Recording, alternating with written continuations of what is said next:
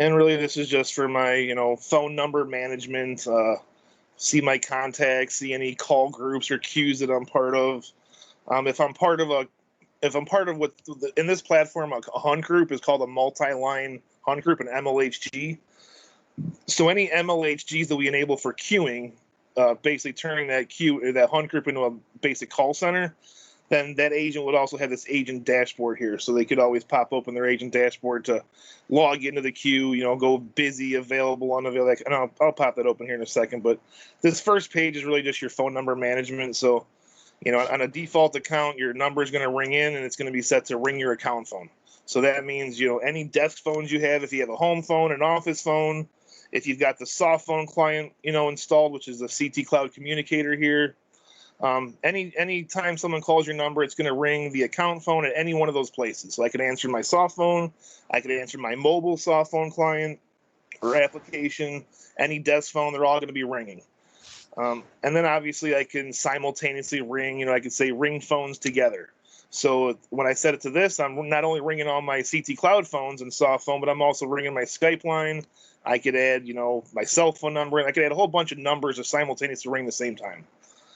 And the last option would basically be, ring phones in order. So kind of creating a hunt group. First ring my account phones, and then maybe 10 seconds ring my Skype line here, and maybe I'll have a third number to my cell phone. So you decide how many seconds each thing should ring for before finally no answer, busy, what do you want the call to do? Default would be go to voicemail.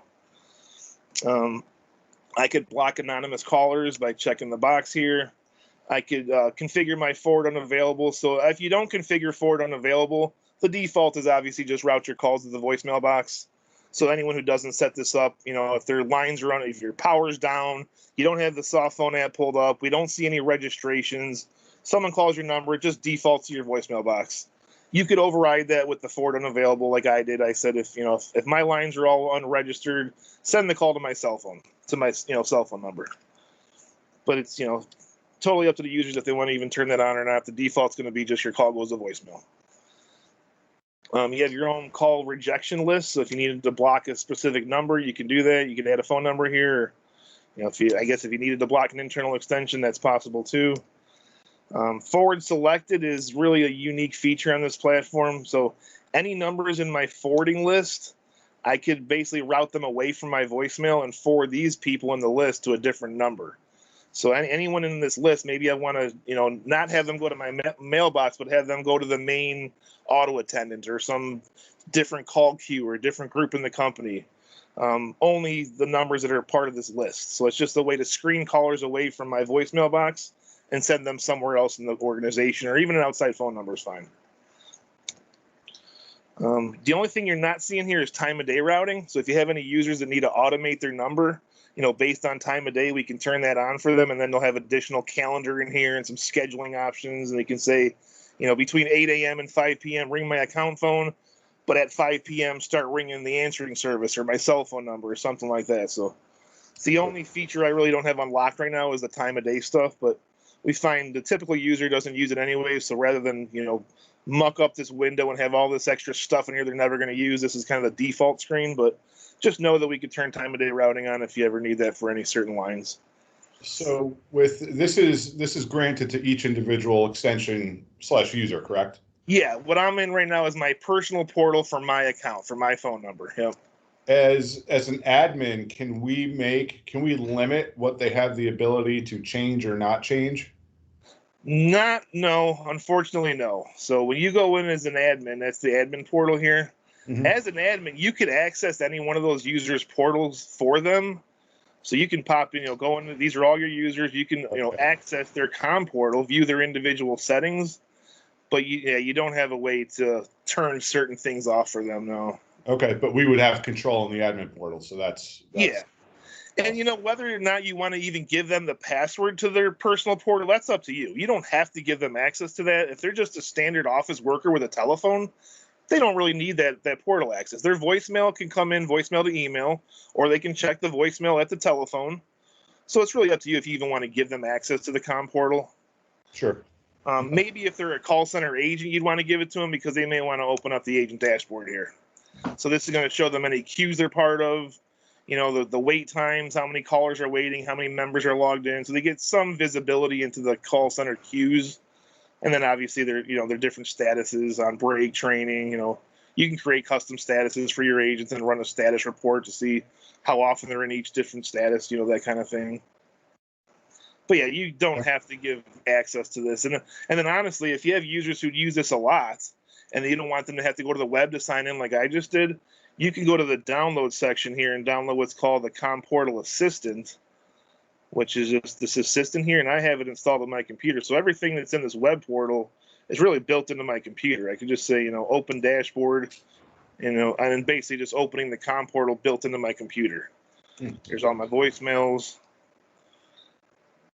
So it's either you go to the web and log in, or you just you install the little tool and you got your portal built into the computer. That's different from the soft phone. So there's the Comm Portal Assistant, and then there's CT Cloud Communicator. The communicator is the actual soft phone, which is this right here. Okay. So this is your presence of every user that's part of the business group. Now I'm logged into a group that doesn't really have many people logged in anymore, but there's someone right there that's got a phone still turned on. So you'll see a lot of yellows and reds and greens, obviously, for your organization. There's Antoinette's online. I can go in here. I can hit the call button to call her. I can open up a chat with her. If you're doing our Zoom integration, I could even hit the start meeting button here, and it'll kick us right into a Zoom meeting. So we have a Zoom integration for collaboration, completely integrated with the platform. And same thing, like so up here you see I have file, meetings, tools. This is where I'm managing all my meetings. So I can view my upcoming meetings. I can schedule meetings from here. I can see all my recorded meetings in here. It looks exactly like a Zoom scheduler. So if I hit schedule meeting, this window looks very similar to a standard Zoom meeting invite. And then when I hit schedule, it'll just open up. Can you do external recipients for that? Oh yeah, meetings? Yeah, definitely. So all that did right now is just open up an email. Let me go down there. So it opened up an email. It put join by URL or join by phone, or if you buy the room connector, you could even have people join from a third-party room system just through H323 or SIP, and then just simply putting in recipients in here. Here's an external person. That's my mechanic. I could easily invite him to a meeting. Okay. Yeah, I would definitely like to see the pricing on that as well. Yep. Don't save changes. And I even have, you don't have to schedule it from the soft phone client. We have the plugins right here. So right from Outlook, I can just say schedule a meeting, and then the scheduler will come right up. Okay. Yep. But yeah, this is, basic, your basic soft phone. You got chat in here. You can create group chats, different group chats, so I can say, sales team, and go down there and, invite all my salespeople. I put it in the wrong spot. Check the box for all the different users that I want to be part of the sales team. And then I can send out group chats, things like that. We could do SMS texting off this platform. So if, can you give me your cell phone number? Yeah, 302 302 893 893 3503.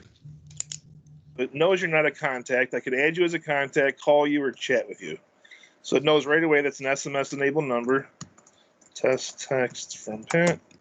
And that should have popped right into your cell phone. It did. Yep. So that's definitely like a unique feature that this platform has that I know 3CX can't do that. Yep, I got it back, and it also rang into my cell phone. So the CT Cloud Communicator app on my cell phone, it keeps really nice and sync. I can go to my cell and reply. I can go to my desktop and reply, and all those messages will be in sync. So if I will that receive images? No, we don't support MMS yet. We hope to support that eventually, but yeah, right now it's just SMS only. Okay. So let me see. Go to my phone. Sorry, looking for my chats. Contacts, phone. I heard it beep in. Where'd you go?